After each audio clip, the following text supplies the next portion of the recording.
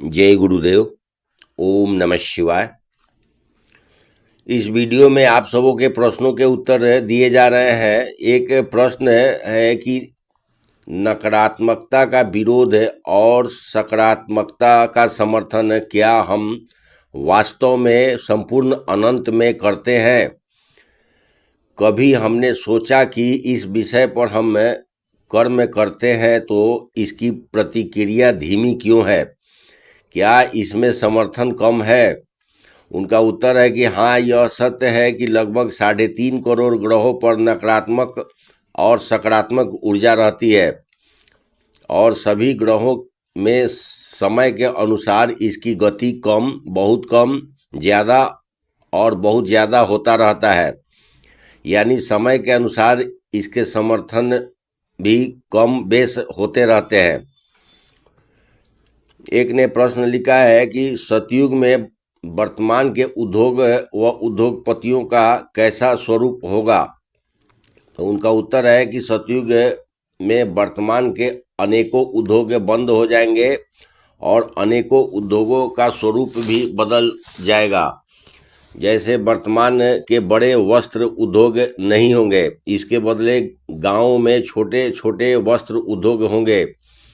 जैसे वर्तमान के मोटर कार उद्योग नहीं होगा, इसके बदले ऐसे मोटर कार उद्योग होंगे जो पीतल व चांदी के मिश्रण से बनेंगे, जिसमें लकड़ी यानी वुड की भी भूमिका होगी और इसके 50% से अधिक भाग गाँव में बनेंगे ताकि गांव के लोग खुशहाल रहें। ठीक इसी प्रकार वाइन यानी दारू बनाने वाले कारखाने का होगा, जो पूरा ही चरणबद्ध तरीके से बंद होगा। जिसे दारू पीना होगा वो अपने ही घरों में बनाएगा और एलोपैथ दवाइयाँ के उद्योग भी पूरा ही बंद होगा। और वर्तमान के ऐसे उद्योगपति जिन्होंने अपने उद्योग को शेयर बाजार से जोड़कर रखा है या बड़े बैंक लोन ले रखा है, उनकी बड़ी दुर्दशा भी होगी। ऐसे उद्योगपति अपने प्राण बचाने के लिए कुछ भी करने को तैयार रहेंगे और ऐसा सब कुछ अचानक ही हो जाएगा। एक प्रश्न है कि ये युग परिवर्तन का कौन सा चरण चल रहा है? उनका उत्तर है कि ये युग परिवर्तन का 5वां चरण चल रहा है, जो कि मार्च 2025 तक चलेगा।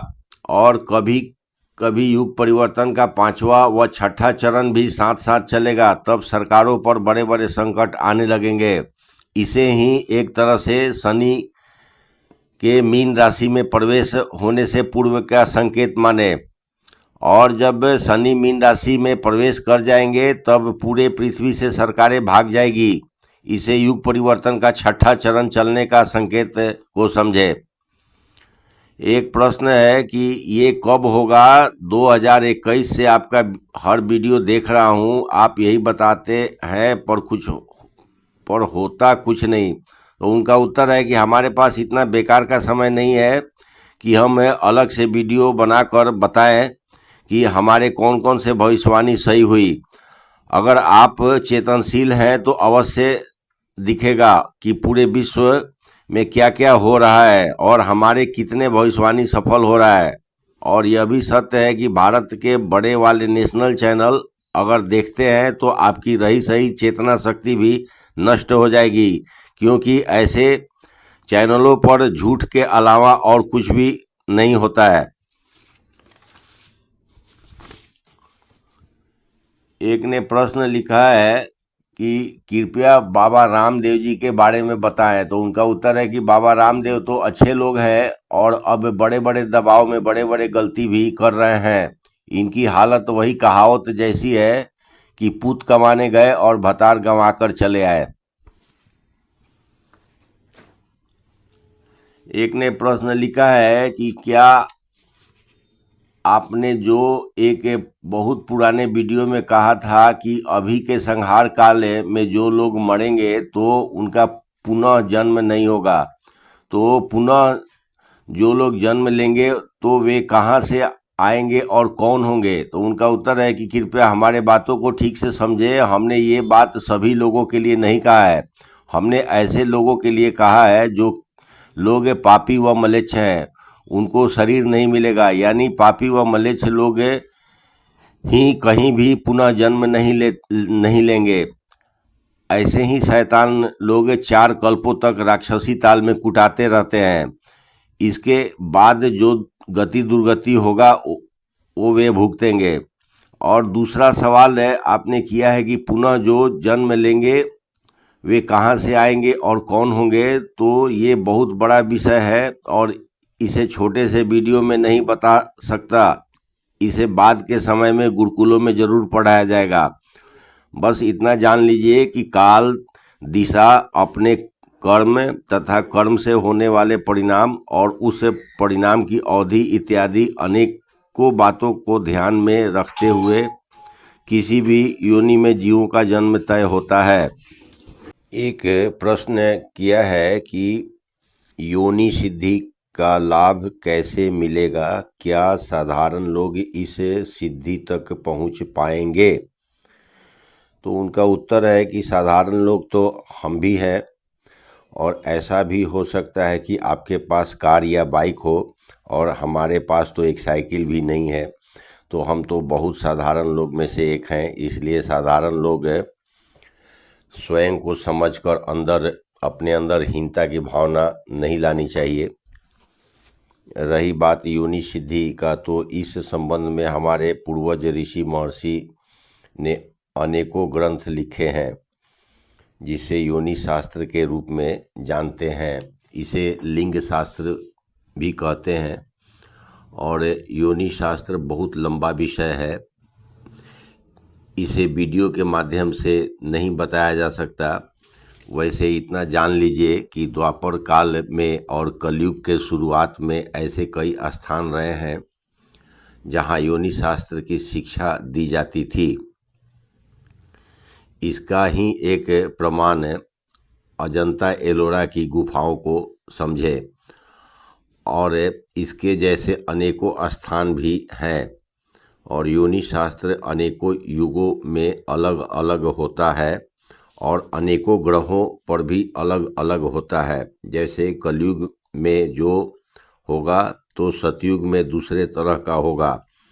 जैसे महर्षि वेदव्यास जी के अनुसार कलयुग में इस पृथ्वी पर 77 यानी 77 प्रकार के स्त्री योनि होता है, जिसे भिजाइना कहते हैं, जिसमें से 30 यानी 30 प्रकार के महाअशुभ स्त्री योनि होता है।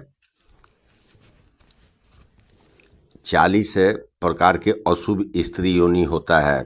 4 प्रकार के शुभ स्त्री योनि होता है और 3 प्रकार के महाशुभ स्त्री योनि होता है, जो मतलब वेरी गुड कहते हैं।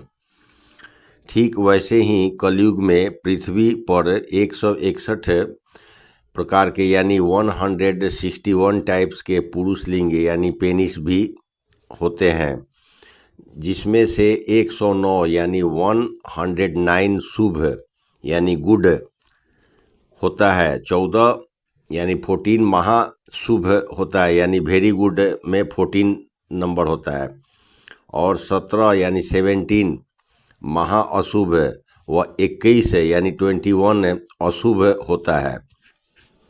सतयुग में पृथ्वी पर 10 यानी 10 प्रकार के स्त्री योनि यानी भिजाइना होता है, जिसमें से 2 सामान्य यानी 9 अशुभ 9 शुभ होता है।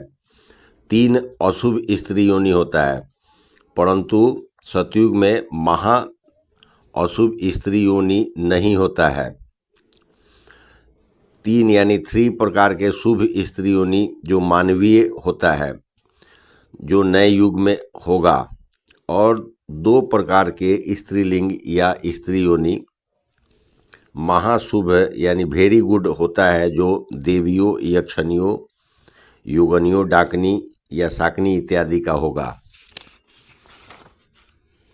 ठीक है, वैसे ही सतयुग में या अर्ध सतयुग में जो जीवित बचेंगे या जन्म लेंगे, वैसे पुरुषों का लिंग यानी मेल का जो पेनिस होता है कुल 45 यानी 45 प्रकार का होगा, जिसमें से 40 महाशुभ यानी वेरी गुड होगा, 3 यानी 3 सामान्य यानी नॉर्मल होगा, यानी न शुभ होगा न अशुभ होगा, तथा 2 यानी 2 टाइप्स के जो होंगे वो महा अशुभ यानी राक्षस वगैरह का होगा। उपरोक्त सभी जानकारियां गुप्त अथर्ववेद के 19वें अध्याय में महर्षि वेदव्यास जी के द्वारा लिखे गए हैं, जो बाद में गुरुकुलों में भी पढ़ाया जाएगा। अभी के सारे ग्रंथ पंजशीर अफगानिस्तान में गुप्त रखे गए हैं, जो बाद में बाहर होगा। वैसे योनि सिद्धि का सबसे ज़्यादा सुख तो ककाष्टक सर्प ही भोगते हैं, क्योंकि ककाष्टक सर्प स्वयं की इच्छा से क्षण मात्र में 1,30,000 छोटे जीव से बड़े जानवर व मनुष्य इत्यादि बनकर यौन सुख प्राप्त करते हैं। हमने स्वयं से कुछ राजाओं व योगियों को अपने तप के प्रभाव से ककाष्टक सर्प बनने का वरदान पाए हुए देखा है। वैसे भी स्वप्न में या कैसे भी ककाष्टक सर्प का दर्शन बहुत शुभ होता है, तथा जब भी हम लोग यानी मानव समाज के लोग जब अचेतन अवस्था में होते हैं, तब दया भाव से ककाष्टक सर्प ही हम मनुष्यों में सर्वप्रथम चेतना शक्ति प्रदान करते हैं, क्योंकि हम मनुष्यों के जो शरीर के चक्र इत्यादि है वे ककाष्टक सर्प के ही विशेष रूप से धारण करते हैं। यानी हमारे जो चक्र इत्यादि हैं वे सब ककाष्टक सर्प ही धारण करते हैं। इस अंत समय में जब प्राण लेने के को यमदूत आते हैं, तो सर्वप्रथम उस मनुष्य के साथ रहने वाले ककाष्टक सर्प को हटा देते हैं। तब मनुष्य के चक्र शांत होने लगते हैं, तो स्वतः चेतना रूपी प्राण शरीर छोड़ देता है। ककाष्टक सर्प का महत्ता यानी उसका वैल्यू चिरंजीवियों से बहुत ऊपर होता है। इसके साथ ही आज के प्रश्नों के उत्तर समाप्त हुए। ओम नमः शिवाय।